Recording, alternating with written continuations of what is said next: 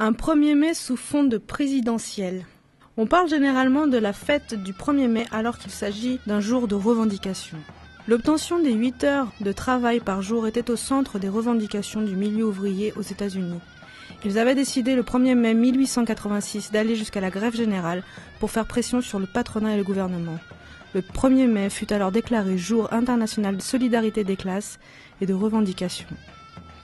Paris connut son 1er mai en 1890 sous le signe d'affrontements, de brutalité et de sanctions en tout genre.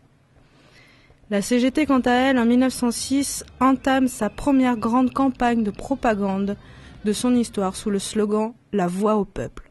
Grand combat à venir, comme cela s'est produit dans les rues en Espagne et en Grèce. Les peuples du pays du Moyen-Orient et du Maghreb, où l'on a profondément ressenti les effets de cette crise, ont vécu cette épreuve sous les yeux de tout le monde. Bien que ces peuples aient été dépourvus d'un leadership révolutionnaire. C'est une manifestation de rue que la police s'efforce de disperser par des charges brutales et des arrestations en tout genre. L'heure des arrestations n'est plus. Aujourd'hui, la police encadre les périmètres et les manifestations. Notre avenir commun dont nous parlons.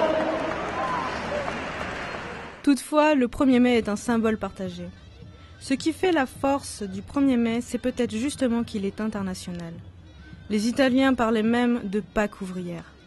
L'ironie entre le terme de la fête du travail et des revendications salariales a toujours été de mise. Même si Nicolas Sarkozy ne l'a peut-être pas fait exprès, l'appel à célébrer le vrai travail n'est pas forcément bien passé auprès de tout le monde. De Sarkozy à Le Pen en passant par Pétain, les politiques n'ont jamais réussi à s'approprier le 1er mai. Bon alors, l'appel de Sarkozy, c'est un véritable appel au crime. Le monde du travail se révolte face à un mec pareil. C'est pas digne d'un président d'ailleurs de dire des choses pareilles, y compris contre la CGT. Donc nous on est là parce que moi je suis pré-retraité et puis j'ai encore gagné 15 mois pour avoir ma retraite à taux plein.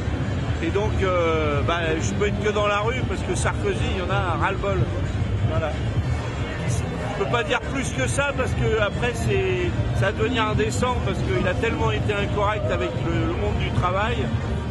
Derrière les 12 effluves de muguet règne une odeur de poudre. À 5 jours du second tour de la présidentielle, les syndicats, derrière la gauche favorable à François Hollande, convergent vers la Bastille pour faire valoir leurs revendications. Cette repolitisation des syndicats pour la présidentielle de 2012 repose sur une tendance de fond, l'anti-sarkozysme.